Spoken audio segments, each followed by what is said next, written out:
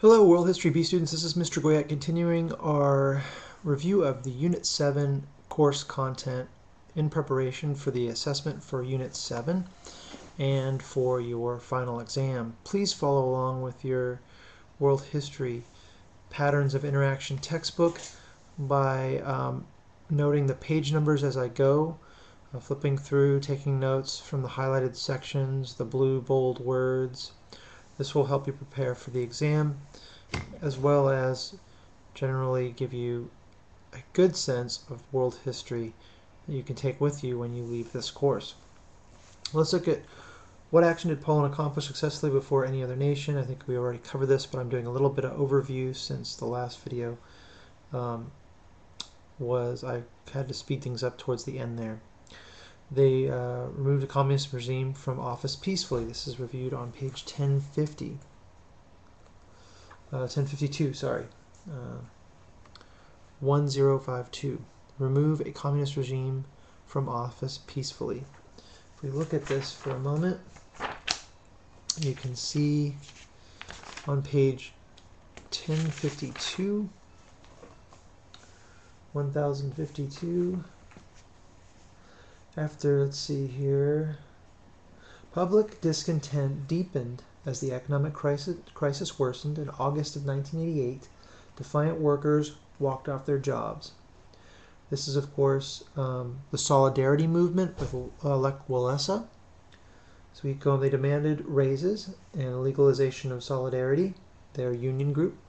The military leader, General Yaru Zagi, agreed to hold talks with Solidarity leaders, and in April of 1989, he legalized Solidarity and agreed to hold Poland's first free elections since the communists took power. It's an important thing to note there. How was the Soviet Union's foreign policy changed by Mikhail Gorbachev? He announced a new thinking in foreign affairs that stressed diplomacy. This was a big move. Now, who was this guy named Gorbachev, affectionately known as Gorby Tassam? Here's a picture of him here. It's a book on his path to power, as it were. This author of this particular book is Christian Schmidhauer. It's one biography of Gorbachev. Here's a little, you've probably seen these Russian dolls. This is Gorby here as well, Gorbachev. People used to joke that that's Cuba on his forehead. Total communist domination. And if you look in here, who does he have in his pocket? It's got a little Lenin. And I think my friend James ran off with the Stalin. I don't know who. Somebody got the Stalin. I don't have it, but I think that's the set. No Trotsky in there though, and I don't have a collection of czars for you to go over. No Tsar Nicholas.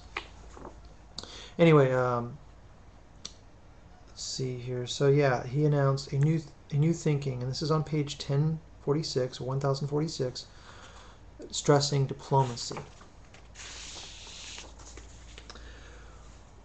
The thriving economies are connected to democratic governments, and that economic opportunities give citizens a stake in their country's welfare. If a individual, a family, or a group of people can invest in a business, and part of their livelihood is tied to that business, they tend to care for it more than if it's government owned. Now, this isn't always 100% the case, but in general, you can say that when you open up free markets in these countries, there usually is this second opportunity gives citizens a stake in their country's success and welfare, and the countries improve. This is an important thing that they're going to drive home on page 1033 in this analysis of what makes the democratic system, the democratic way of governing, better for countries.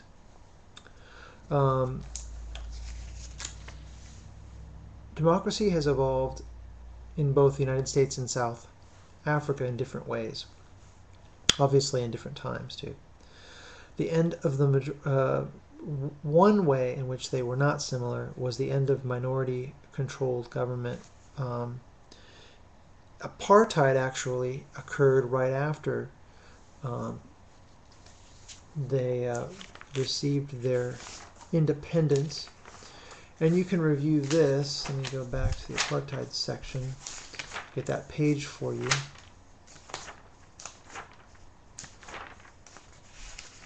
On page 1043. And you'll note that in South Africa, racial conflict was a result of colonial rule. From its beginnings, under Dutch and British control, South Africa was racially divided. A small white minority ruled a large black majority. In 1910, South Africa gained self-rule as domination of the British Empire, as a dominion of the British Empire, I should say. And in 1931, it became an independent member of the British Commonwealth. Although South Africa had a constitutional government, the Constitution gave whites power and denied the black majority its rights.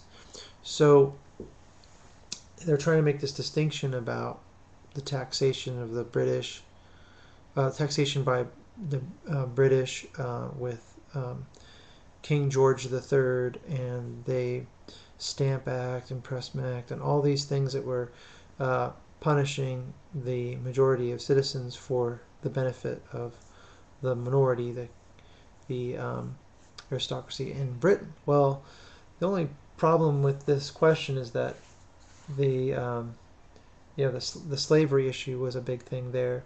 It still wasn't an issue of majority over minority or minority over majority, because slaves did not make up the majority of the population. So the point that they're making here is that the end of a minority-controlled government did not happen in apartheid South Africa. What event caused Germany to rethink its role in international affairs? Reunification of East and West Germany was the big thing there. And on page 1054, you can read over this in greater detail. It says here, with the fall of communism in East Germany, many Germans began to speak of reunification, the merging of the two Germanys. However, the movement for reunification worried people who feared a united Germany.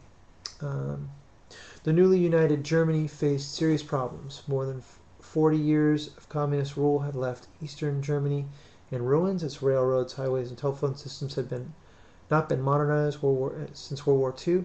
East German industries produced goods that could not compete with the global market. 2 essays you'll need to write, and I'll have to get this through to you shortly here. How did the changes encouraged by Mikhail Gorbachev lead to the breakup of the Soviet Union? Gorbachev's reforms reversed totalitarian policies. Here he is again. Hello. Reversed totalitarian policies that had rewarded silence and discouraged individuals from acting on their own. Glasnost, or openness, you'll note that from our chats in the class live sessions. Please review the class live sessions. There's a wealth of information that will prepare you for the test in those as well. Glasnost encouraged a free flow of ideas and information that allowed public criticism of government and economic policies. Perestroika gave local farm and factory managers greater authority and allowed individuals to own some private businesses. Democratization loosened the Communist Party's control over the society's politics. Citizens turned to other reformers who promised faster and even greater changes. Another essay question you'll need to ask, when I say essay question, give me about 2 paragraphs on these. What are the 4 main practices needed for democracy to succeed? For each practice, name a country that successfully or unsuccessfully was able to achieve this, or let's say, for each practice, name a country that is successful or an unsuccessful example. Possible responses include free elections are one practice. Mexico was an example of a country with only one significant political party. South Africa used to be a country that was denied suffrage to the majority. Citizens' participation. I gotta go. Bye now.